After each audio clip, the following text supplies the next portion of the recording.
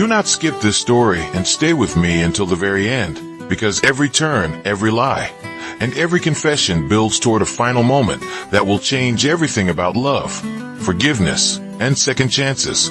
Chapter 1. The Job That Broke My Rules. My name is Ryan, and I get paid to break people up. I know how that sounds. Cold, cruel, wrong. Believe me, I have called myself all of those names. But when you are broke, jobless, and sitting on your friend's couch for the third month in a row, strange things start to sound reasonable. It started small. A worried mom at my church asked if I could talk some sense into her daughter's boyfriend. The guy was a walking red flag. No job, loud temper, and a habit of borrowing money he never paid back.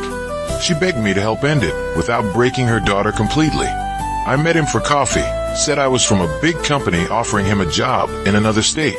I made it sound perfect, and he left town in a week. The girl cried for a while, then found someone better. Word spread. Parents talked. Soon I had a service. I met bad boyfriends in parking lots, gyms, and coffee shops. I used whatever story worked. Secret wives, fake offers, anonymous tips, anything that would push them away. I told myself I was doing a good thing, saving hearts, cleaning up messes. But I had one rule. I never met the girl. I did not want a face or eyes or a voice to think about at night. I wanted clean breaks, clean pay, and no guilt. It worked. Until the day I met Emily. Her father, Mr. Harris, found me through a friend of a friend. We met in a quiet diner. He wore a perfect suit and a worried look. "My daughter is dating a musician," he said, like the word itself was a crime. "He's older. No real job. No future. She thinks it's true love. I think it's a disaster." I stirred my coffee and waited for the part where he told me what he wanted. "I heard you can end things," he said in a low voice, discreetly. "What's his name?" I asked. "Logan," he said. "He plays in bars and lives in a rented room over a garage. I want my daughter back before he wastes her best years." "Your daughter?" I asked. "What's she like?" That was my first mistake. Emily is smart, sweet. She used to talk about college, travel, her own business. Now she talks only about his band and some dream of touring in a van. He sighed. "I just want her to have a real life." He slid an envelope across the table. I did not open it, but I could feel the thickness of the cash. "You do this," he said, "and I will make sure your name never runs out of work." I should have walked away. Instead, I nodded. "Send me his number," I said. "I'll handle it." I still thought it was just another job. I had no idea I was about to meet the girl who would break all my rules. Chapter 2. The Girl Behind the Job. My plan was simple. Meet Logan, scare him off, get paid. I texted him from a new number, pretending to be a small music producer. We agreed to meet at a small coffee shop that hosted open mic nights. He walked in 10 minutes late with a guitar on his back and a cocky smile. I could tell he liked himself a little too much. "You the guy?" he asked. "Yeah," I said. "Sit down."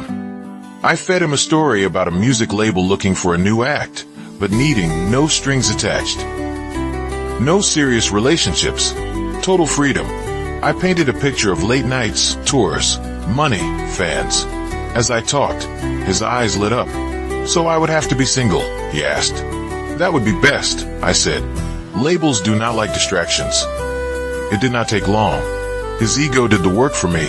By the end of the coffee, he was already imagining his big break. He agreed to cool things off with his girlfriend, at least for now. Easy.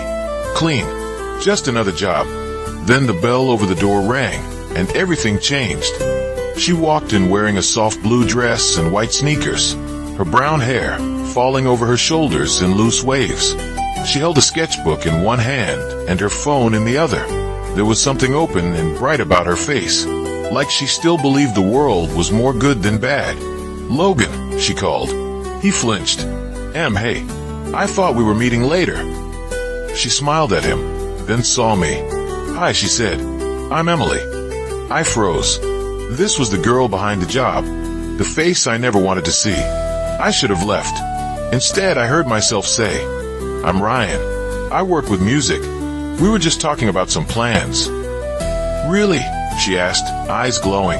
That's amazing. Logan is so talented. He grinned like he had already made it. Something in me twisted. I did not like him. I did not like how he talked over her, how he brushed off her questions. I watched as she tried to show him a sketch in her book, and he barely glanced at it. When she turned that warm smile on me, I felt something shift. What kind of music do you like? She asked. Honest music, I said, before I could stop myself. The kind that does not use people. Her eyes held mine a second longer, like she was trying to read me.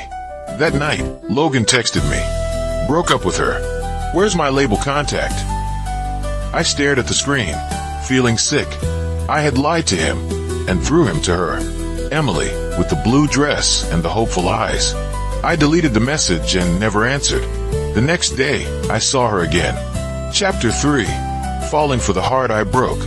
I ran into Emily at the park near my apartment. She sat alone on a bench, sketchbook open, eyes red like she had been crying. The same blue dress, the same white sneakers. I could have walked past her. I almost did, but something pulled me toward her like gravity. Hey, I said softly. She looked up, surprised, then smiled weakly. Ryan, right? The music guy. Something like that. I said, mind if I sit? She shook her head. I sat down, leaving a small space between us. You okay? I asked. She let out a shaky breath. I will be. Just had a rough night. Want to talk about it? I said, maybe I should not have asked, but I needed to hear it. Needed to feel how much damage I had done. Logan broke up with me, she said, voice cracking. He said he needed to focus on his career. That relationships are a distraction. Each word stabbed me. Those were my words, repeated through his mouth. I'm sorry, I managed. She wiped her eyes. It's stupid. I thought we were in love. I thought we had a future. I even started drawing designs for a coffee shop with live music that we could open someday. She laughed sadly. Guess it was just my dream, not his. She flipped the sketchbook around. On the page was a cozy cafe with soft lights, a tiny stage, and a corner full of books and plants. It looked warm and alive, like the kind of place people would go to feel less alone. It's not stupid, I said. It's beautiful. She studied me. Why are you being so nice? You barely know me. Because I broke your heart, I thought. Because I owe you something real. Out loud, I said. Because you look like you need someone on your side.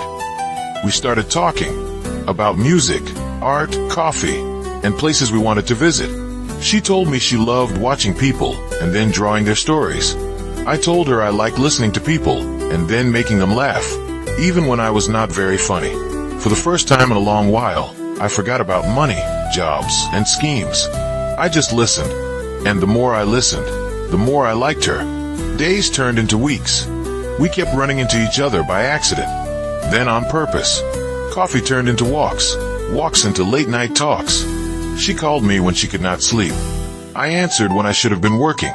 And slowly, painfully, I fell in love with the girl whose relationship I had destroyed. There was one problem. She still thought I was just the music guy. She had no idea I was the reason Logan left. Every time she looked at me with trust, guilt burned in my chest. One evening, we stood on a bridge watching the city lights flicker on. You ever feel like your whole life is a lie? I asked. She looked at me, concerned. What do you mean? Like you started doing something for a good reason, I said. But somewhere along the way, it stopped being good, and now you don't know how to get out without hurting people. She was quiet for a moment. Everyone makes mistakes, she said. But I think hiding them usually hurts more than telling the truth, even if the truth hurts at first. Her words felt like a key turning in a locked door.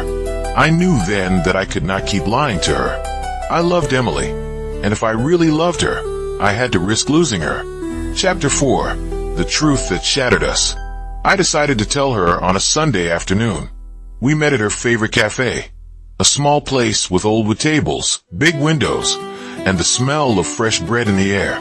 The kind of place that felt like it belonged in her sketchbook. She sat across from me, fingers wrapped around a hot chocolate, eyes bright.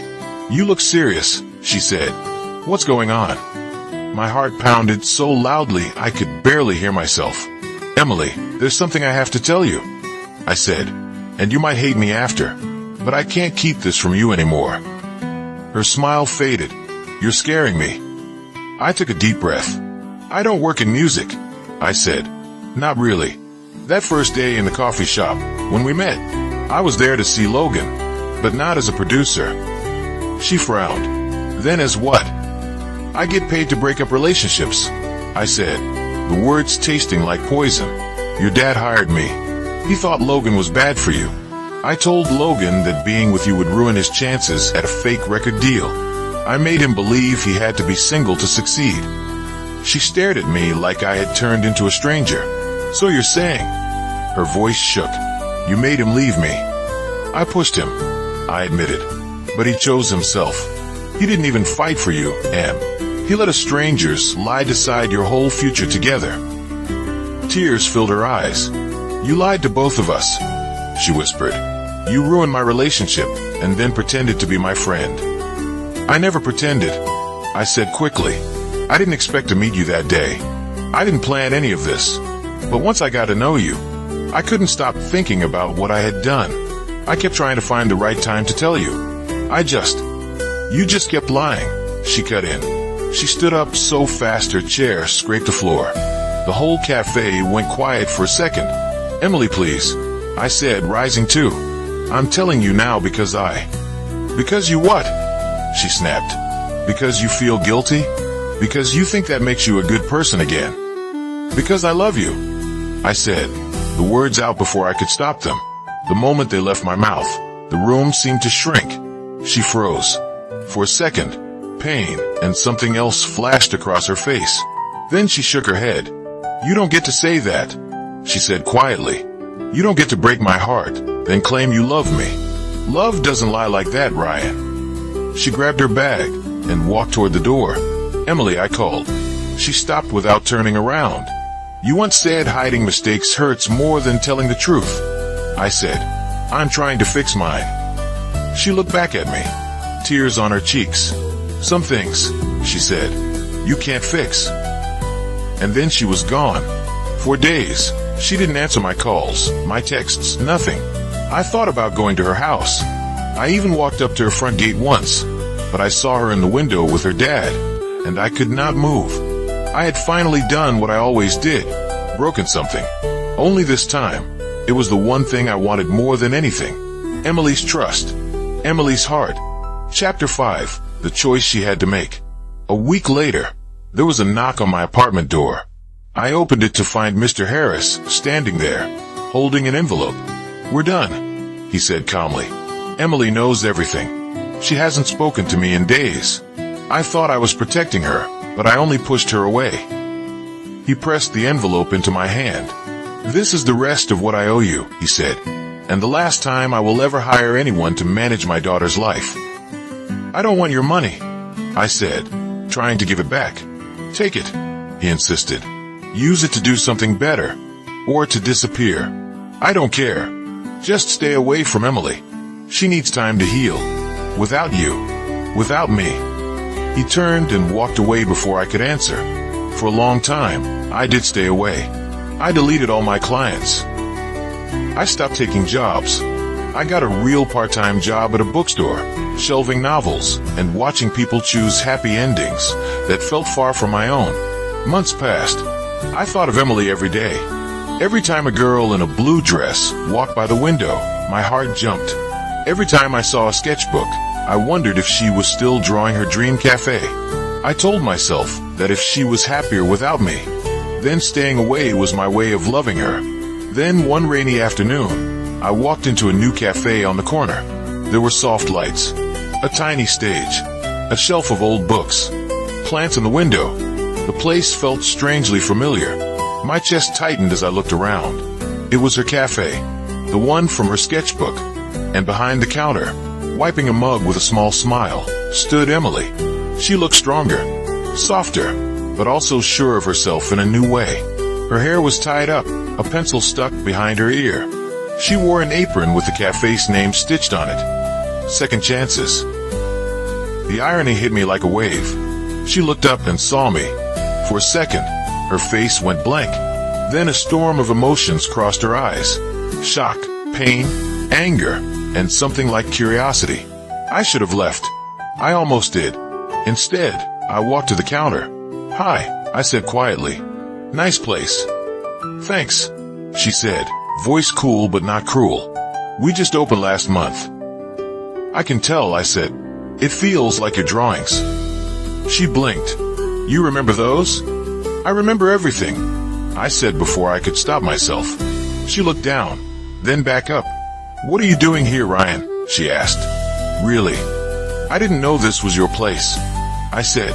"But now that I'm here, I guess I'm trying one more time to be honest, even if it's too late." She folded her arms, waiting. "I stopped," I said. "Breaking people up. I quit after I lost you. It wasn't a life. It was just hiding from a real one. I got a job at a bookstore. I pay my own bills now, mostly on time." I smiled a little. "I'm still not a great adult, but I'm trying." Her lips curved into the start of a smile, then flattened again. "Why are you telling me this?" she asked. "Because you were right," I said. "Hiding mistakes only hurts more. I hurt you. I can't undo that. I don't expect you to forgive me. I don't expect anything, honestly. I just wanted you to know that you changed me. That meeting, you made me want to be someone who deserves the word love." Silence stretched between us. A customer walked in, ordered coffee, left with a to-go cup. She made his drink with practiced hands, then turned back to me. "I was angry at you for a long time," she said. "At my dad. At myself. I felt stupid for falling for someone who lied to me, even if he was trying to tell the truth at the end." "I was trying," I said. "Too late." "Maybe," she said, "but you did tell me. You could have kept lying and had both your money and my trust a bit longer. You chose the risk instead." She leaned on the counter, eyes searching my face. "Do you still love me?" she asked, voice barely above a whisper. "Yes," I said without thinking. "Every day. But I'm not here to ask you for anything. If you want me to walk out that door and never come back, I will. I just need you to know this. You were never a job to me. You were the moment my life started to be real." She held my gaze a long time, long enough for my heart to ache. Then she walked around the counter and stood in front of me, close enough that I could see the tiny freckles on her nose. "I can't forget what you did," she said, "and I'm not sure I can ever completely forgive it." I nodded, throat tight. "I understand. But," she added softly, "I also can't forget how you listened to me. How you remember my drawings. How you told me the truth when you had every reason not to. And I can't forget that without you, I might still be stuck in a dream with someone who never really chose me." She took a breath. "So here's my deal," she said. "If you want to be in my life, it has to be as the honest version of you. No lies. No jobs in the dark. Just you, trying to be better. And we start as friends. Slowly. Carefully. You earn my trust back. One day at a time. No promises. No guarantees." A spark of hope lit in my chest. "I can do that," I said, "for as long as it takes." She studied me, then held out her hand. "Then welcome to Second Chances," she said. "We're hiring part-time, and we pay in tips, coffee, and very strict honesty." I took her hand. It felt warm, real, fragile, and strong all at once. As I stood there, in the cafe she had built from a broken dream, holding the hand of the girl I almost lost, I realized something. This was not a perfect ending. It was not a movie moment where everything was suddenly fixed. It was something better. It was a beginning. A real one. If you enjoyed this romantic tale of heartbreak, truth, and second chances, remember to subscribe to the channel. Activate notifications so you never miss a new story. Give a like to the video. Leave a comment sharing your thoughts. And share the video with someone who loves a good love story.